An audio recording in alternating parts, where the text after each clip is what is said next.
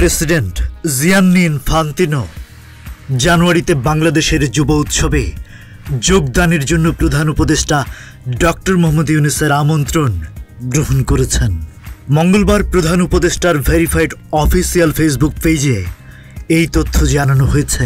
এতে বলা হয়েছে, আজারবাইজানের রাজধানী বাকুতে COP29 সম্মেলনের ফাঁকে প্রধান উপদেষ্টার সঙ্গে দেখা করেন ফিফা প্রেসিডেন্ট। প্রধান উপদেষ্টা যুব উৎসবে যোগদানের জন্য তাকে আমন্ত্রণ জানান এবং বিশ্বজুড়ে স্বনামধন্য কয়েকটি নারী ফুটবল দলকে বাংলাদেশে আনার বিষয়ে তার সহযোগিতা চান। সাবেক প্রধানমন্ত্রী শেখ হাসিনা ও পলাতক আওয়ামী লীগ নেতাদের গ্রেপ্তারে ইন্টারপোলের রেড নোটিশ জারির বিষয়ে পদক্ষেপ নিতে চিঠি দেয়া হয়েছে। মঙ্গলবার পুলিশ মহাপরিদর্শক মঈনুল ইসলামকে এই চিঠি পাঠান আন্তর্জাতিক অপরাধ ট্রাইব্যুনালের চিফ প্রসিকিউটর সুপ্রিম কোর্টের আইনজীবী তাজুল ইসলাম। এর আগে 10 নভেম্বর আইন উপদেষ্টা ডক্টর আসিফ নজরুল বলেছেন, আন্তর্জাতিক অপরাধ ট্রাইব্যুনালের দায়ের করা জুলাই আগস্ট গণহত্যা মামলার আসামি শেখ হাসিনা সহ সব পলাতক আসামিদের ফিরিয়ে আনতে সব ধরনের পদক্ষেপ নেবে সরকার। খুব দ্রুতই ইন্টারপোলের মাধ্যমে রেড নোটিশ জারি করা হবে।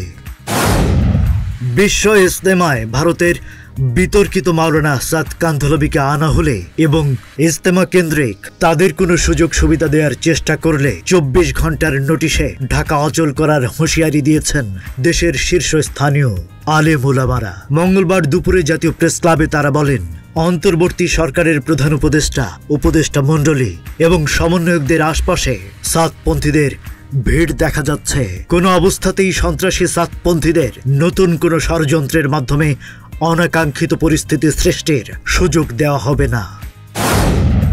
বঙ্গভবন থেকে শেখ মুজিবুর রহমানের ছবি নামিয়ে ফেলা উচিত হয়নি বলে মন্তব্য করেছেন বিএনপির সিনিয়র যুগ্ম মহাসচিব রুহুল কবির রিজভী। তিনি বলেন, আমি মনে করি শেখ মুজিবুর রহমানের ছবি নামিয়ে ফেলা উচিত হয়নি।